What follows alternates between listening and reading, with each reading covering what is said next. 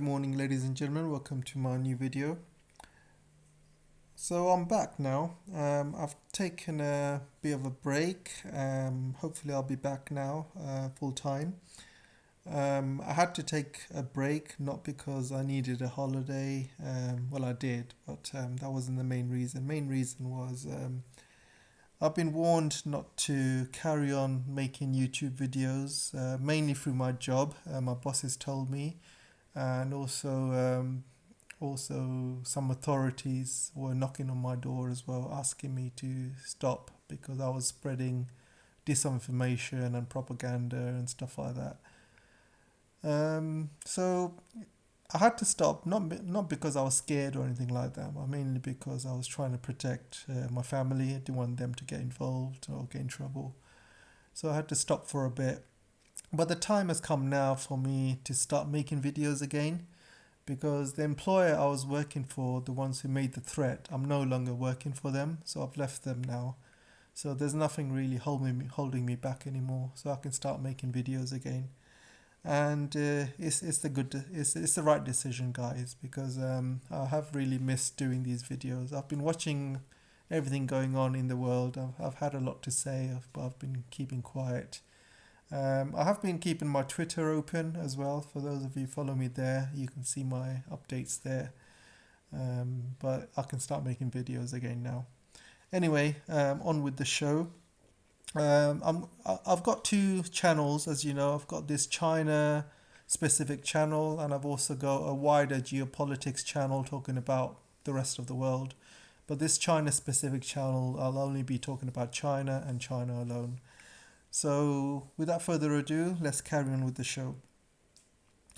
So the US House has cleared a bipartisan package of bills to counter China. And looks like we're in a new Cold War by the looks of it, because even in the last Cold War with the Soviet Union, the Americans did exactly the same thing to the Soviets, basically. They sanctioned them, slowly to death, almost to destroy their whole industry, manufacturing.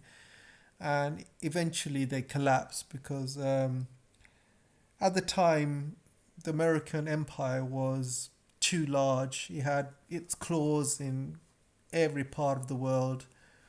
And its influence was way too large. Influence in media, soft power, diplomacy, you name it. They were powerful in everything. So they were going around country to country, basically saying, if you trade with us, you cannot trade with Soviet Union. So countries had to make a choice, and this was how the Soviet, kind of collapsed. It was basically one of the reasons. The main reason was oil prices. So America basically started the fracking industry a few decades ago, and basically, America is now the biggest producer of oil. Used to be Soviet Union before, but now it's America. And because of this fracking industry, it brought down oil prices to such a level that the Soviets could not run the economy anymore, because their economy was mainly based on oil and gas, and the whole system just collapsed. But also, one of the reasons Soviets were just focused on oil, because they couldn't really build any other industry or finance. They didn't have links to the rest of the world like America has, and claws to the rest of the world. And America made sure of that by placing all of these sanctions and bills against Soviets at the time. They did the same thing to Japan as well. Japan was a rising power. Everybody knows about the Plaza Accord, but before the Plaza Accord, the Americans were placing loads of sanctions and tariffs and bills to counter the Japanese rise. And look what's happened to Japan's economy. It's been stagnant for over 20, 30 years now. So they're doing the same thing now to China.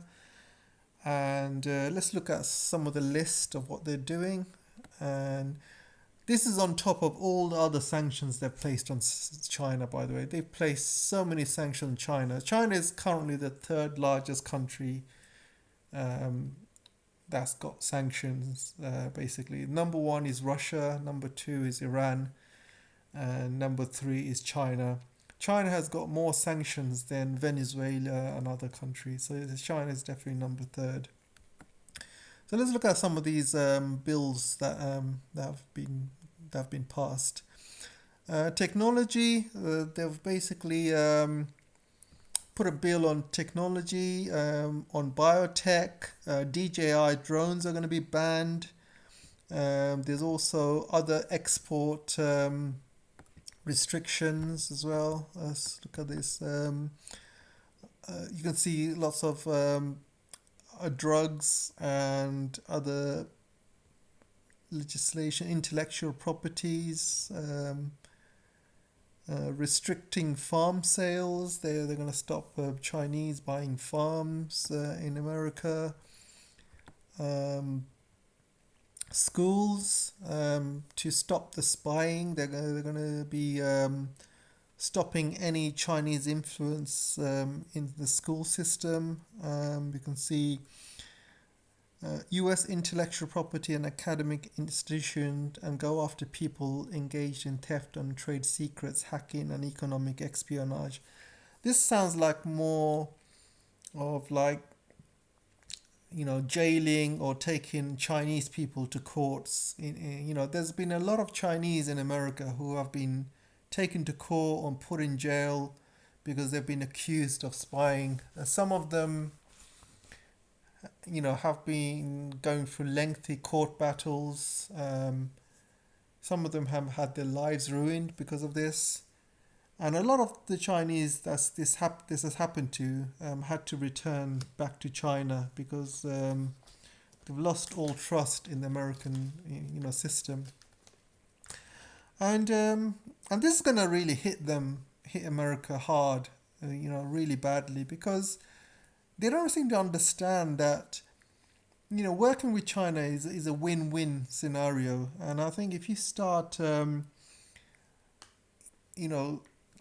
kicking out Chinese scientists and teachers just because they look Chinese, you're scared they're gonna they're gonna hack you, or they're gonna sell trade secrets. Then this sounds to me like some sort of ethnic cleansing where they just want to get rid of any Chinese in America, any successful Chinese, and send them back to China. This is good news for China, by the way. I mean, I'm sure China will be open-handedly support anybody that wants to come back to China with these skills that they've built up in America.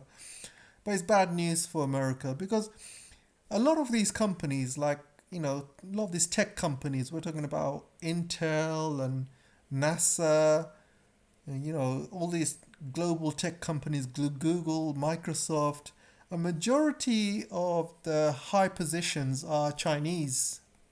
These are tech savvy guys who have been studying in America, made a name for themselves and now working in major companies in really high positions. And they are now being put in the radar. But a lot of these skillful workers are now moving back to China because they've had enough of this kind of racism. So this is not good, really. And you can see couple of Senate basically says she criticized the program for assuming that researchers and scholars in America should be investigated if they had a nexus with China, such as being born there or having relatives from there. I think it goes more than that. I think even if you look Chinese, they'll investigate you. So this is bad news. Looks like they are trying to get rid of every single Chinese in America. They're specifically targeting the Chinese here, and it looks like they want to replace all the Chinese in America with Indians by the sounds of it. They want to ban farmland and electric cars. So So China's been buying a lot of farmland in America over the years because China is a net importer of wheat and other farming products, and America has great farming, great technology, and wide open space, good weather, and the Chinese have been buying a lot of farmland and stuff, but they want to put a ban to that. So I kind of welcome it, to be honest. I mean, this is going to hurt the US farming industry, and I'll tell you why. Number one, China's going to diversify. They're not going to bother with buying US farm products anymore, and already every single year they are reducing their wheat from. I mean, this year alone they cancelled huge amounts of wheat shipments. Last year they did the same, and China will buy them from alternative sources. At the moment, they are buying 42% of the wheat from Brazil, 27% from Argentina. They're also buying wheat from, South Africa, and also from Russia. And they are just going to focus on BRICS countries going forward. I think China's going to just focus on the BRICS countries and buy their agricultural products from there. They're going to diversify away from America. And you can see the profits of US farmers are going to go down, because when you lose the Chinese market, there is no other market you can replace it with. I mean, who else are you going to replace that market with? I mean, name me another country like China, who's the biggest importer of wheat. There is no other country that can buy that much wheat in the short term. And so the farmers are going to lose big time by doing this, alienating the farmers. And already the farmers are complaining. They're saying, China's basically cancelling a lot of farm orders. But if you look at the big picture, Russia is right, next door to China. And Russia and China are focusing on building up the Far East, and especially Russia. They are building up their farmlands in Russia to provide China with everything that they need. And this is going to take another 5 years or 10 years, but eventually China will outproduce everything that America has produced, and China will be able to, Russia will be able to provide all of that agricultural goods into China. And it's going to be via rail. It's going to be quick, it's going to be cheap, and the best thing is they can be traded with yuan, or the Russian ruble, and obviously they'll be staying away from American kind of influence and blockades and things like that. So the Chinese people don't have to feel afraid of being hungry during a war and stuff like that. So that's good news. And the second part of this is China is building up their own farming. Like, China, basically, they have built this south to north water diversion canal. And what that does is redirects water from the south all the way to the north. And that means, there's millions and millions of acres of farmlands opening up in the north of China because of this canal. And already, China's reaping the benefits. Every single year, China's producing more and more farmlands, and they are producing their own wheat, their own wheat products and corn and things like that. And China's also reforesting a lot of the deserts as well. A lot of the deserts which have been useless. You cannot really grow anything. But they have been growing huge amounts of deserts into really good farmlands over the years. They've been doing it for last few decades. And this is really starting to bear fruit at the moment. Lots of deserts, like I think it's called the Mui Desert. It's called, and that's completely been greened out. And so many deserts have been turning into green grasslands and agricultural lands all over China. And also, they are building huge amounts of farmlands in the central part of China near Gansu. And basically, the because of the amount of water going to the north of China, they're focusing on building up the north of China. Building up their kind of agriculture in the north, because the south always had to water, so they never had to worry. They had to worry mainly about flooding in the south, but in the north is completely dry. So in the Gansu area, they're building millions acres of grasslands and agricultural. Even they're doing it in Xinjiang as well, and they're building huge amounts of agriculture there. So China's agricultural production is increasing year by year, and this is going to keep growing.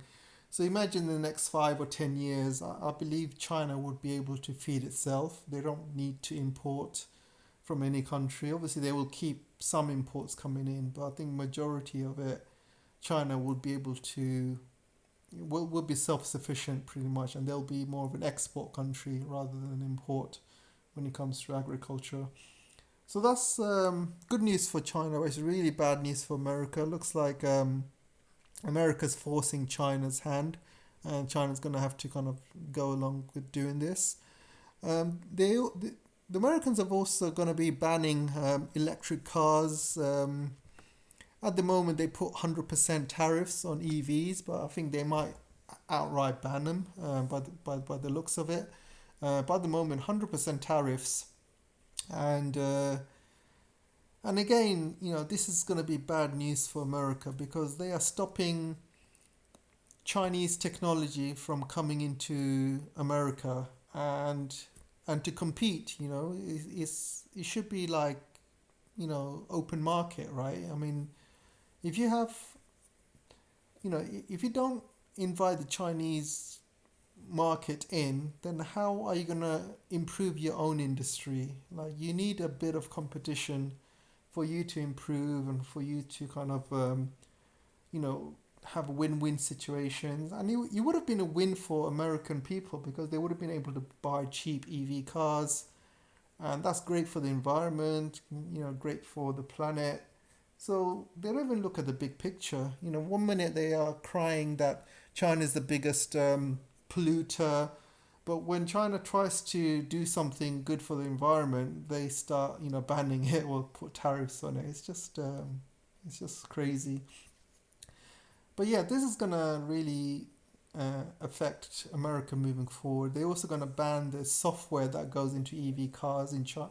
In China, the software is way ahead of Western software, like Volkswagen, Toyota, and all these other car companies buy Chinese software for their EV, for their EV cars, basically. And even Volkswagen outsource their software to Chinese EV companies. And doing that, you're basically you're still in the dark ages. You're not basically integrating other system. You're still using the same system. You're just not going to go anywhere. You're just going to stay stagnant, and it's just not good in an open market situation. So they're going to fall behind, like they're falling behind in 5G. Like 5G is nowhere to be seen in America.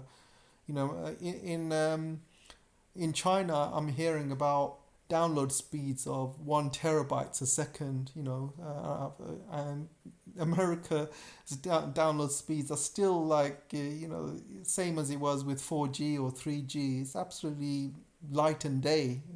Even in UK, there's literally no 5G. It's all a charade. It's still 4G.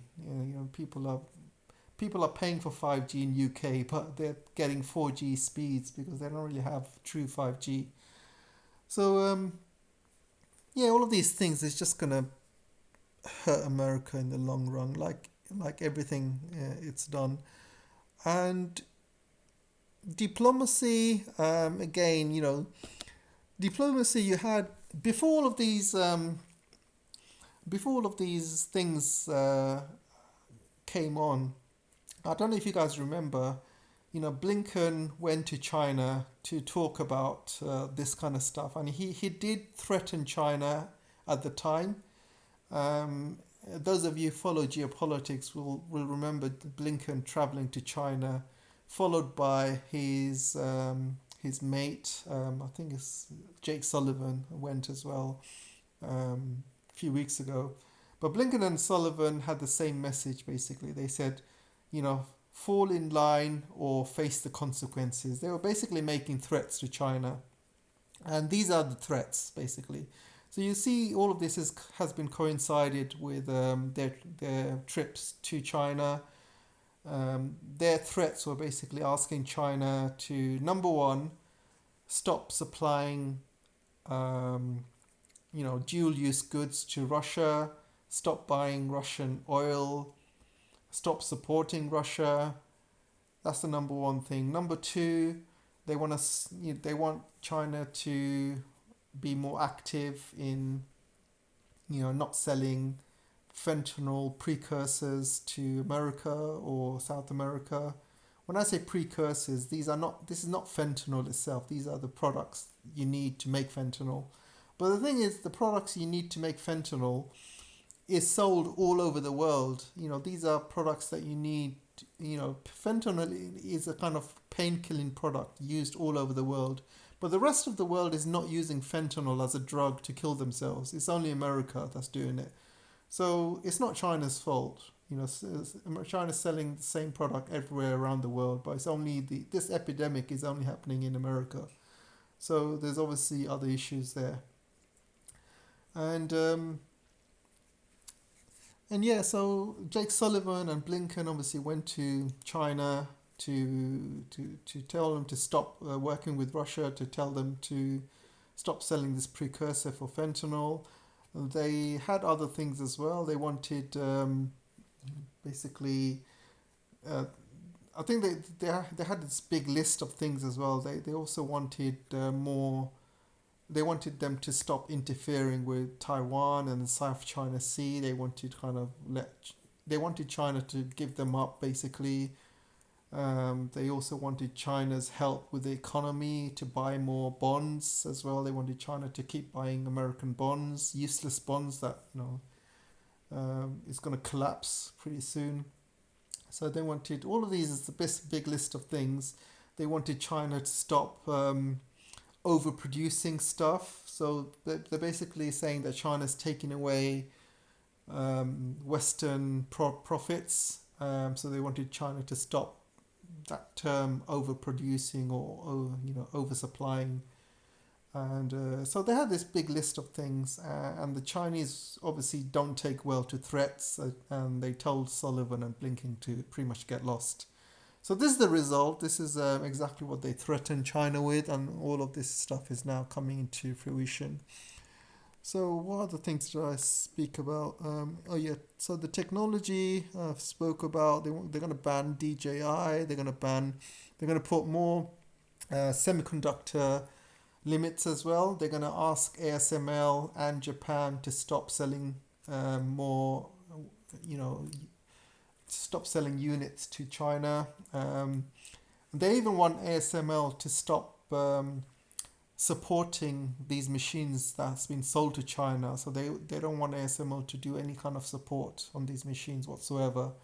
So they want China to pretty much have these machines and not be able to do anything with it. And if they break, then they break basically. It's like having a car and you're not allowed to take it to the garage. One day it's gonna break, it's gonna have mechanical issues, but you cannot take it to the garage to fix it because you've been sanctioned. So it's like that. If the machine breaks, then it breaks, and they can't do anything about it. So obviously China's not happy, but I think China is fast tracking their own semiconductor industry already. Is blowing back in America's face. This is just gonna get China to put more money into their own industry and get this technology in production much faster. So again, this is gonna backfire on them. And America seems to be destroying its allies as well. The allies like Japan and Netherlands who make a lot of money selling these products to China, they're going to destroy their economies as well. Because if Japan and Netherlands stop selling these products to China, China's just going to make it itself, and this is just going to be bad for Japan because people will stop buying Japanese cars. It's already happening now. People, Japanese cars are, they're basically going bankrupt. Japanese car companies in China, and China's just not going to be, friendly towards these countries when it comes to them selling their goods in China, making money out of China. So if they do that, then it's just going to destroy the economy even more, because if you cannot sell to China, you're losing a huge market there, especially Japan, right? I mean, Japan's neighbor is China. So it makes sense for Japan to trade with China and keep that as a number one trading partner. But unfortunately, Japan has been a puppet state of America for a long time. They reluctantly signed the Plaza Accord, destroying their own economy, and they will do it again. These Japanese puppets, they will pretty much do whatever the Western governments tell them to do. So what else is there? Yeah, it's pretty much it really. All of these, all this stuff that they're adding, farm sales, intellectual property, Chinese drones, biotechs, and America's also spending 1.6 billion to deliver anti-China's propaganda overseas as well. 1.6 billion is not a small amount of money. Imagine you, a country like America, your people are hungry, like you got homeless people everywhere, you have a drug epidemic, your economy's falling down, your dollar's about to fall and crash, you're having huge issues, and here you are basically messing about with the dragon, and you're wasting 1.6 billion of your own money when you could have used that money to help the homeless or something, but you're using it for propaganda basically. And this money will go to all these anti-Chinese hawks in YouTube and stuff like that to carry on making these anti-Chinese videos, and all the papers, newspapers, to pay off journalists and reporters to create anti-Chinese articles, and social media influencers are going to pay them as well. So that's where the money is going to be going end of the day. So if they want to do that, let them do that, because it's not helping end of the day. Because you just look at the world right now. China is in a very, very favorable position, because people are waking up. People know that people running the West are a bunch of genociders and liars and thieves and criminals, murderers, because you just have to look at what they're doing in Gaza, and how they're allowing this genocide to take place, but yet they talk about human rights and they try and demonize other countries and stuff like that. But look what people are seeing what they're doing to themselves to the Middle East. So people are not buying it anymore. Even their stories about Uyghur camps and stuff, nobody is listening to them anymore, because they know it's all BS. I mean, there are still a few idiots left here and there, but most of the people don't believe it, because people believe things they see with their own eyes. But when they see a live, screen of live events of a genocide, real genocide going on in Gaza, then people wake up. People see what's real, what's not. Not one person can show you any genocide going on in Xinjiang. Not one piece of evidence, not one picture or video. All of these witness statements, they all basically saying anything just for a visa. All of these people that have left, they're all part of this East Turkestan separatists. Basically, they've all come to the West, dying for a visa, and they'll say anything. So nobody's buying it, guys. Nobody believes this Western propaganda anymore, and they've done it to themselves. they've destroyed their own reputation and destroyed everything they've built over the years. This whole Western house of cards is just falling down. Everything's falling down, and now with Israel, using Motorola devices, pagers, to do a terrorist attack, on Lebanon. People are not going to trust Western products anymore, and now, companies like Apple and other, Motorola's and other, Western companies, nobody's going to trust them anymore, because who knows how many of these Western products have been compromised. Who knows if you're carrying around an iPhone which might have a bomb, one day they might decide to blow it up. Who knows? You just don't know. So people have lost trust with Western products, and immediately after that terrorist attack, there was a huge orders of Chinese-only products. People buying Huawei phones, and people from the Middle East, and people buying Chinese-only products because they don't trust the Western supply chain anymore. So I think all of this stuff is just not going to work. It's just going to boomerang to themselves again. Like it's boomeranged all of the other sanctions. I can give you many examples. The space program, they sanctioned China from the International Space, the ISS, International Space Station. They banned Chinese scientists from being there. And guess what? China's built its own space program, and now it's miles better than the West. They sanctioned China with all the semiconductors, and China used to buy 60 billion worth of goods from America every single year.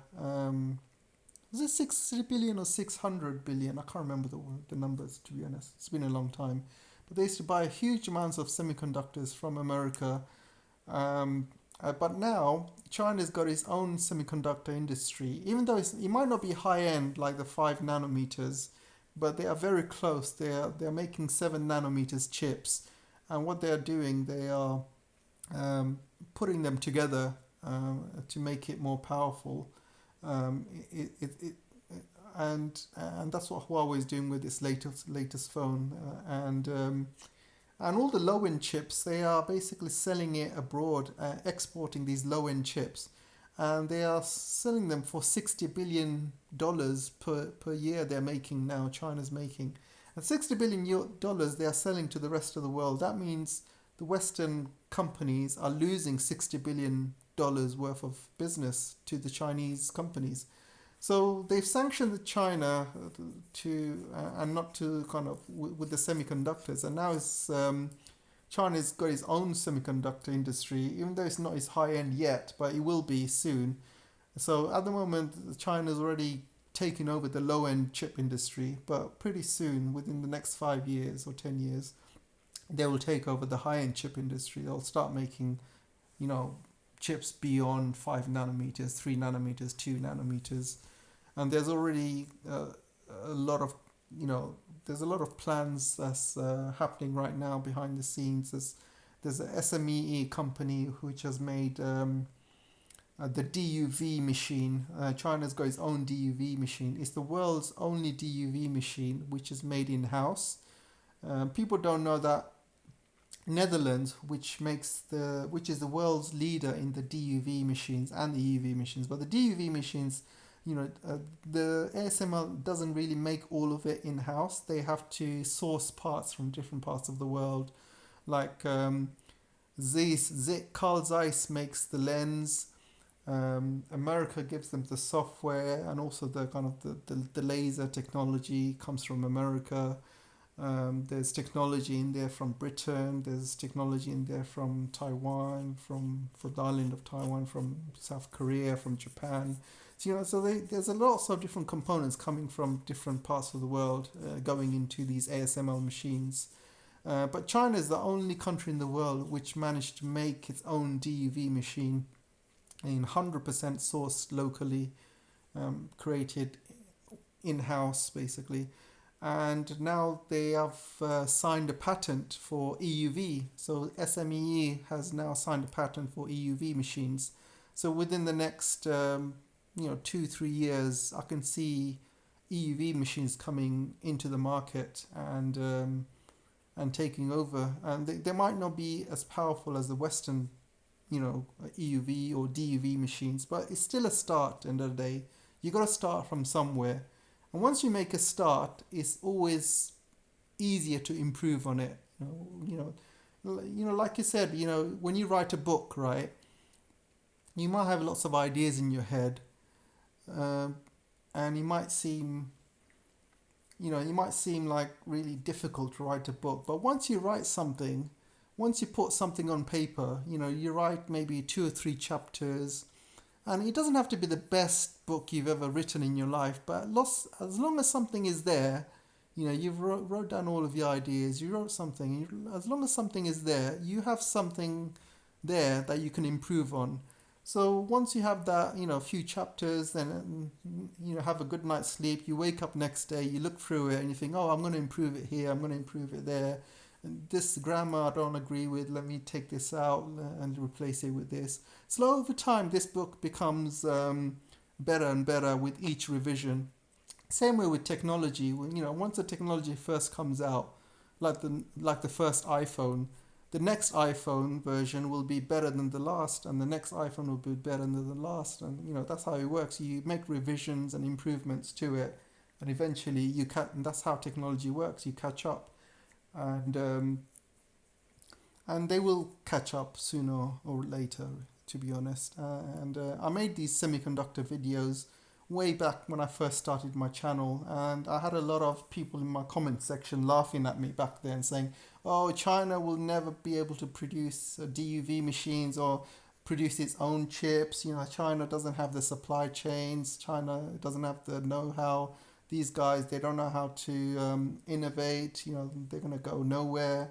And these same guys are quiet now. When China's releasing all these stuff, these DUV machines, they're making their own chips, they're making 7 nanometers. Huawei phones have got 7 nanometers chips they're making with SMIC.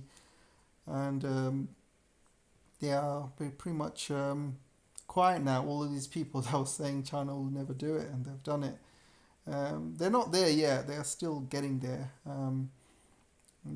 China's also having, hundreds of thousands of, STEM graduates coming out every single year, and I'm sure a lot of these engineers will go into the semiconductor sector and come out with new ideas and things like that. So yeah, things are looking good for China. Anyway, this video's becoming far too long now, so thanks everyone for listening, and I'll see you in the next one. Take care for now.